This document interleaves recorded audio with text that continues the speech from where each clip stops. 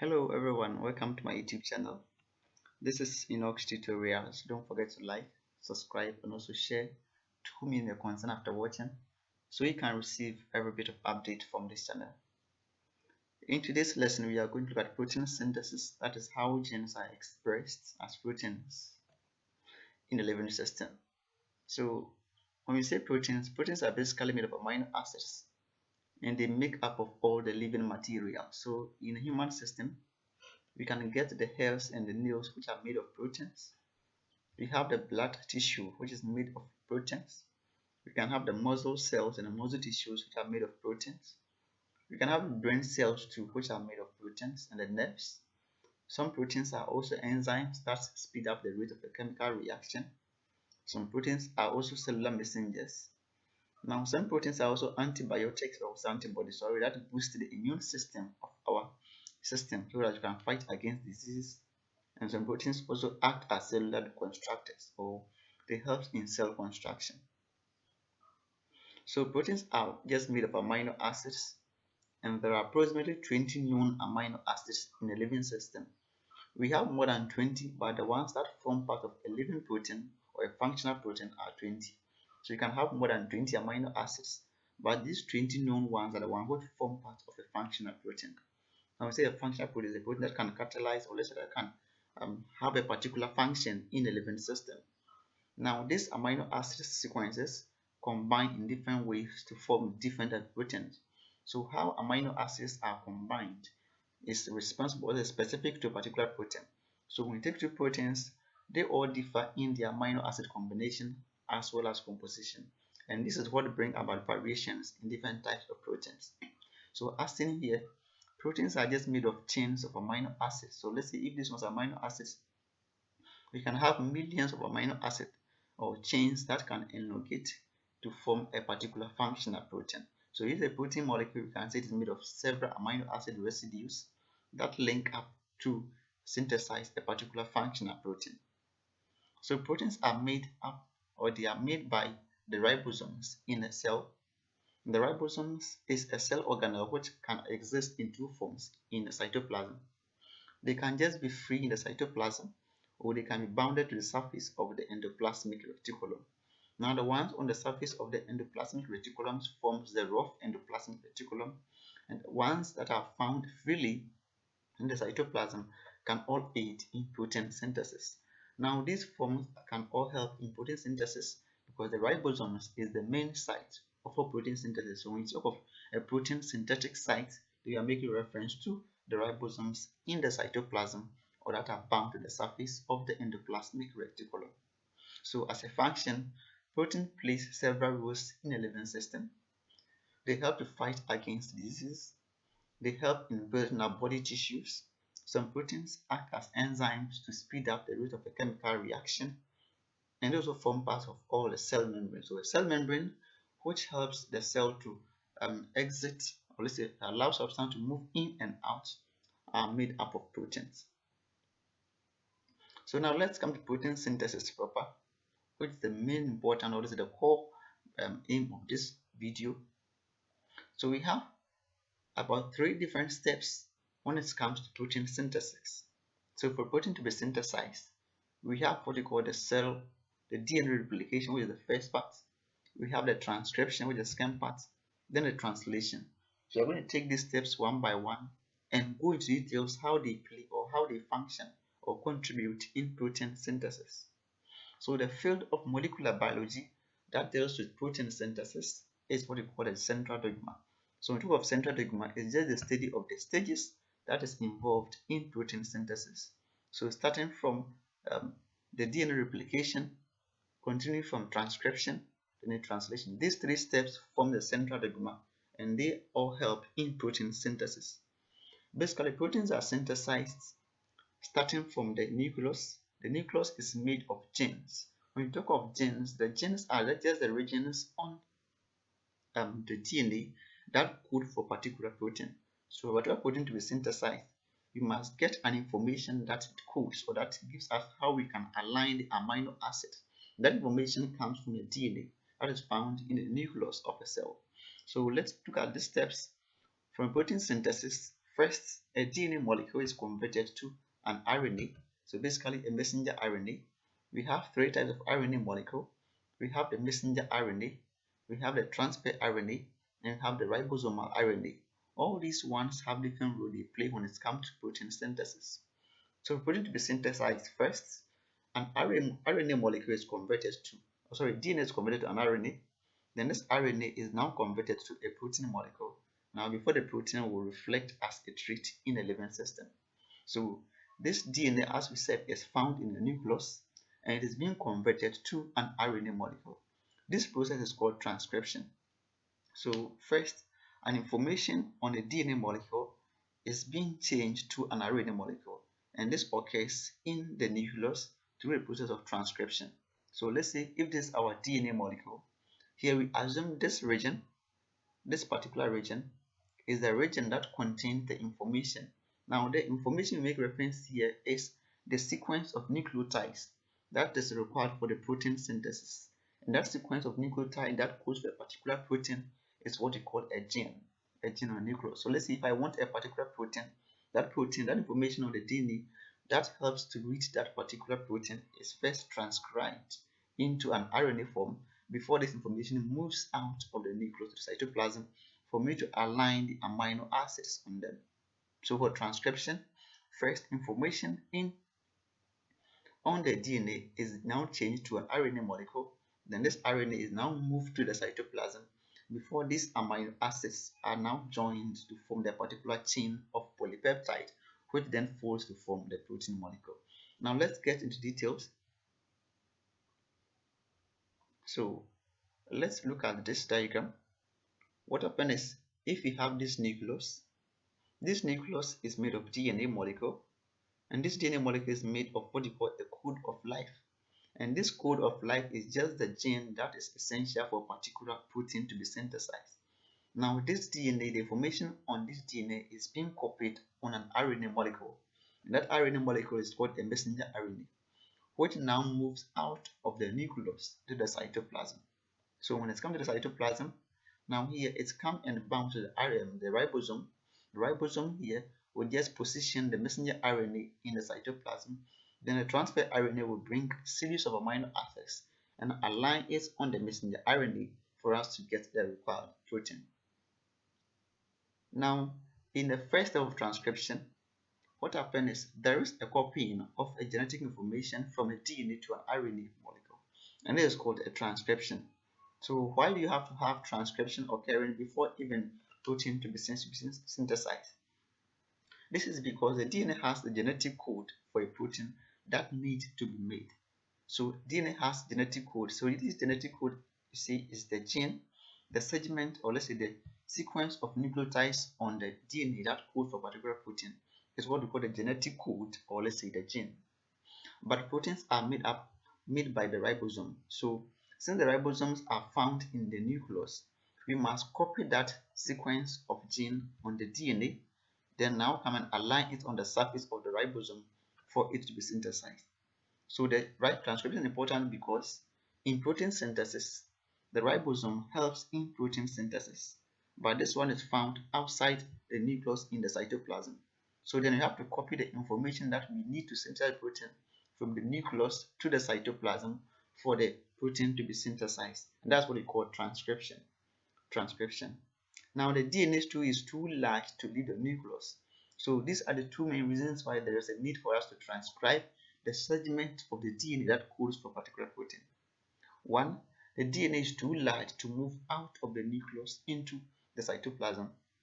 So because the ribosomes are found in the cytoplasm, we need to copy the information on the DNA to the cytoplasm for it to be now decoded into a protein form. So as seen here, this is a segment of a DNA molecule. So here's the DNA molecule, which we believed the unwound one here, which is we call the transcription bubble, is what contains our gene of interest. So starting from here up to here, this segment is the portion on the DNA that contains our gene of interest. Now, because this DNA is so big enough, it can't move out of the nucleus. So we have to make a copy of this segment. And this copy is what? This RNA molecule. And that RNA molecule is called messenger RNA. It is called a messenger RNA because it carries genetic information from the nucleus to the cytoplasm where the ribosome is. So if we unwound this portion and make a copy of this, the new copy one is the RNA molecule which moves out of the nucleus into the cytoplasm. And that's what we call a transcription. Now, for it to begin, the part of the DNA temporarily unzips. So the unzips means that it opens up. So that part of the DNA is the portion that contains our gene of interest. So it just unzips, it opens up, and is used as a template to what? Assemble complementary nucleotides into a messenger RNA. So let's look at this. Let's say we have this portion of the DNA, or let's say this portion of the DNA that contains our gene of interest. Bear in mind the TAG here is a nucleotide. That is, it is just made of, each of them is made of. So these ones are the bases. They are all linked to a phosphate, ribose sugar and a phosphate. They form the backbone of the DNA molecule. So this segment is what is made of our genetic information that can be used to synthesize protein. So first, this segment is being changed to a messenger RNA form. So as seen here, if we have if this section is our gene of interest, now we are going to copy this section into a messenger RNA form. These ones are just free nucleotides found in the nucleus. These ones are just free nucleotides. So what happens is, if this segment on the DNA is our gene of interest, we are going to align these nucleotides one by one using an enzyme called RNA polymerase, which is just involved in transcription. These nucleotides are going to be aligned one by one in that order for us to get a newly synthesized RNA molecule. That is a messenger RNA. And when we are done with this one will now move out of the nucleus into the cytoplasm. So here, the open segment of the DNA that contains our genetic information is called a transcription bubble. Then the segment, or let's say the templates, or the segment or the strand which is used for the RNA synthesis is called the DNA template strand. Then the other strand is called the DNA informational strand. The DNA template strand is the one which is used for protein synthesis or for transcription of a new messenger RNA.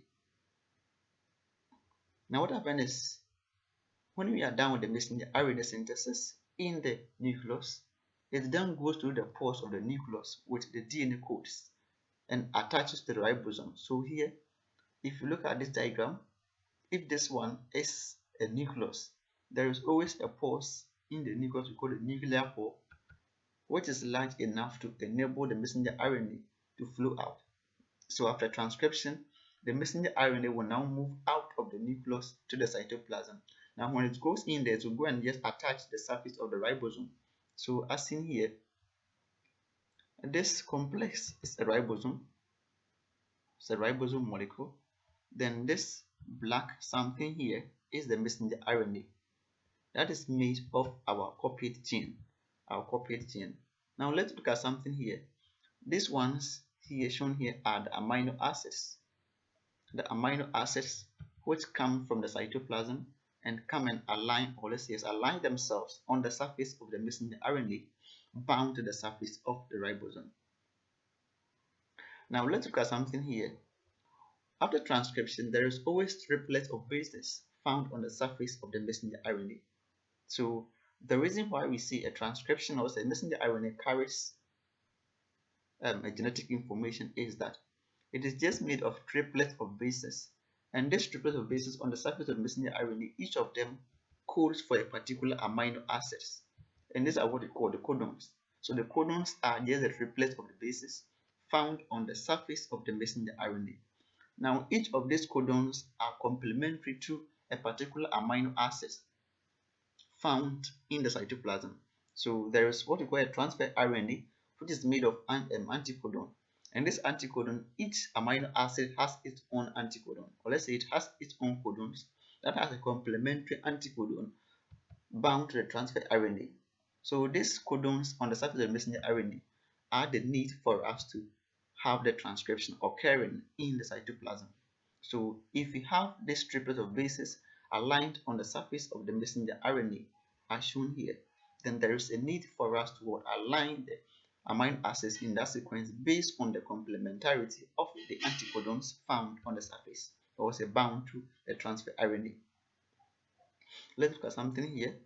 Let's see how the proteins are made. So at this point, we believe there has been a movement of the messenger RNA from the nucleus to the cytoplasm.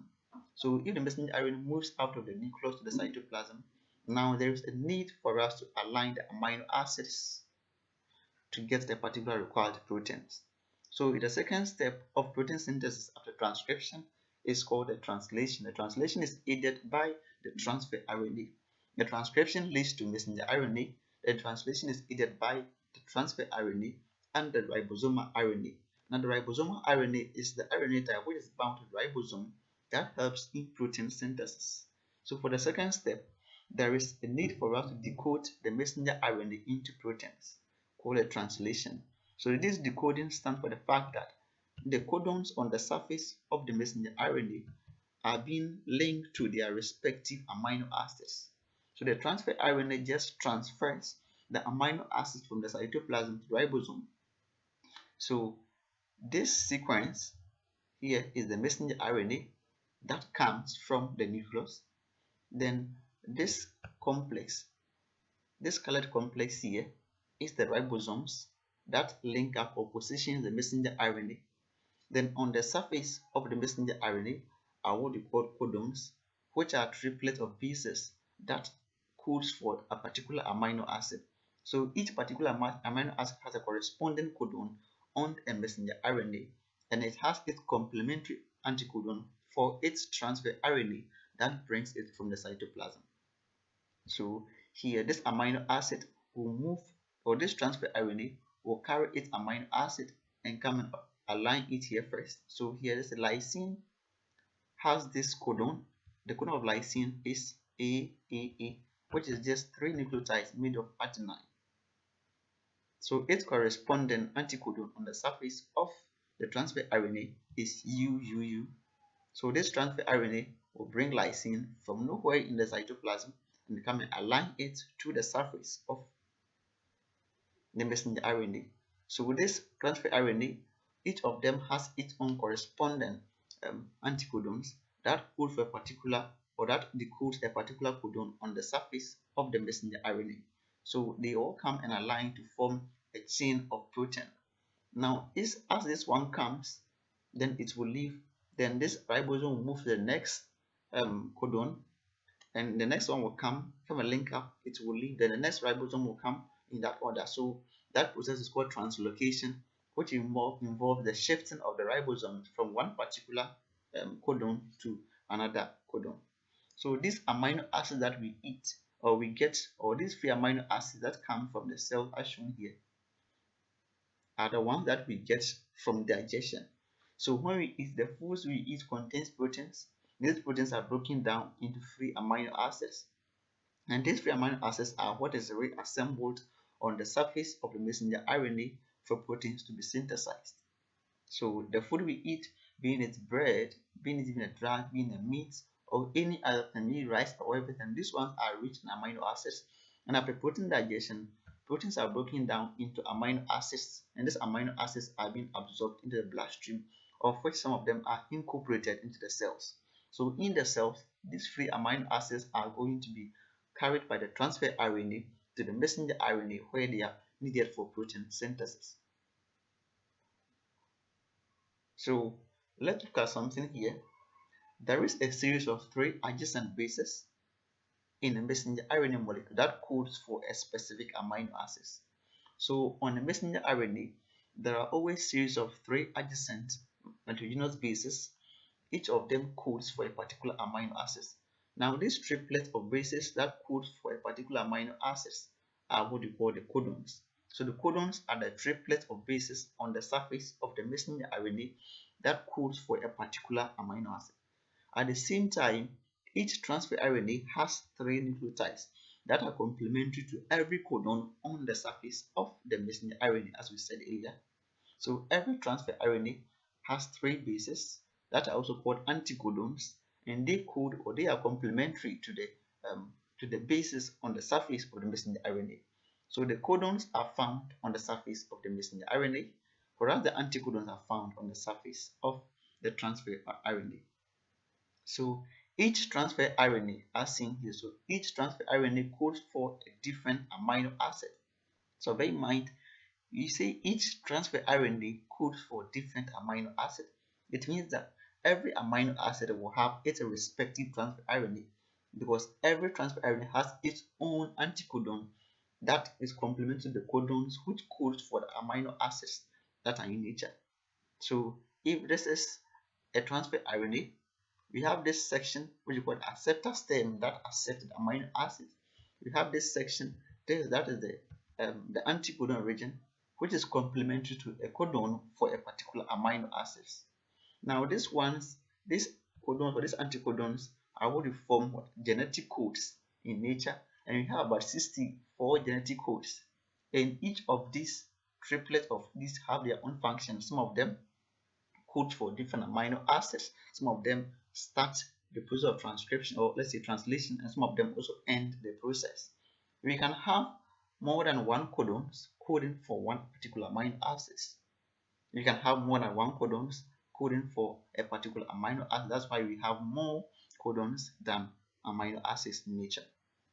So let's look at this. This is just a process. So messenger RNA carrying the DNA instructions and the transfer RNA carrying the amino acids meet at the ribosome. So here, for the summary of the whole process, there is the need for the messenger RNA and the transfer RNA to meet.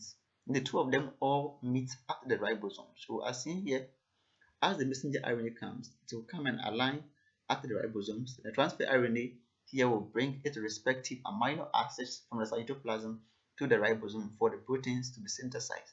If we have chains of these amino acids, then we are going to end it. Let's look at this.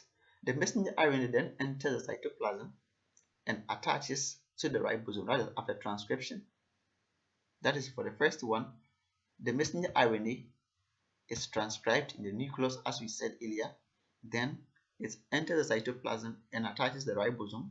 Then translation begins at AUG. So the AUG is called the start codon. The start codon that starts a particular translation process.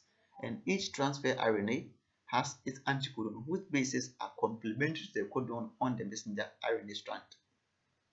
The ribosome positions at the start codon to attract the anticodon, which is part of the transfer RNA that binds the methionine. So here the methionine here comes at the starting. So this AUG is just like a codon that codes for methionine.